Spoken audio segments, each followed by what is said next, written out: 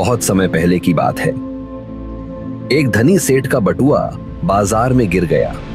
उसमें जरूरी कागजात के साथ कई हजार रुपए भी थे। सेठ को घर पहुंचकर इस बात का एहसास हुआ।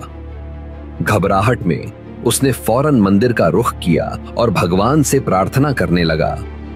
उसने कहा, हे प्रभु, मेरा बटुआ मिल जाए तो मैं आपके चरणों में प्रसाद चढ़ाऊंगा, गरीबों को भोजन कराऊंगा।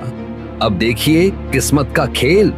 वही बटुआ एक बेरोजगार युवक को मिला। बटुए पर सेठ का नाम लिखा हुआ था। युवक ने बिना समय गंवाए सेठ के घर जाकर वह बटुआ लौटा दिया। सेठ ने बटुआ खोलकर देखा तो सारे पैसे और कागजात ज्यों के त्यों थे। सेठ खुश होकर बोला, तुम्हारी ईमानदारी से मैं बहुत प्रभावित हूं। इनाम के तौर पर यह कुछ रुपए ले लो।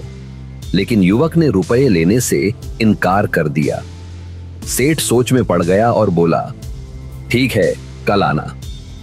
अगले दिन जब युवक आया तो सेठ ने उसकी खूब खातिरदारी की, अच्छा भोजन कराया और फिर उसे बिना कोई इनाम दिए विदा कर दिया।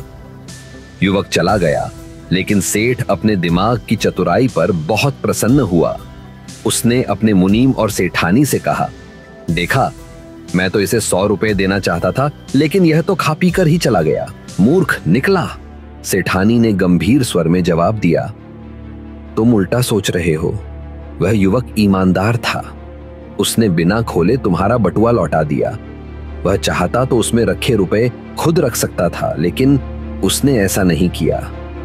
ईश्वर ने दोनों की परीक्षा ली। वह युवक पास हो गया और तुम फेल। उसने अपना धर्म निभाया, लेकिन तुमने अपने वचन तक पूरे नहीं किए।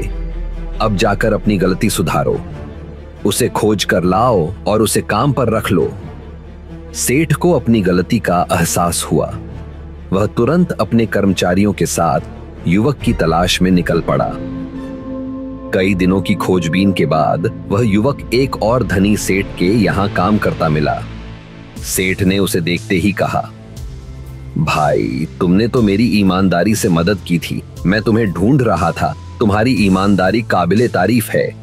तभी दूसरे सेठ ने हंसते हुए कहा, मैं जानता हूं, उस दिन जब इसने तुम्हारा बटुआ उठाया तब मैं अपने गार्ड के साथ इसे देख रहा था। मैंने देखा कि यह तुम्हारे घर जा रहा है। इसके ईमानदारी भरे व्यवहार ने मुझे इतना प्रभावित किया कि मैंने इसे अपने यहां मुनीम रख लिया। अब मैं पूरी तरह निश्चिंत हूं। यह युवक भरोसेमंद और नीतिवान है। सेठ यह सुनकर निरुत्तर हो गया। खाली हाथ लौटते समय उसे एहसास हुआ कि उसने सही निर्णय लेने में देरी कर दी थी। युवक के पास ईमानदारी का बल था जो सेठ ने खो दिया।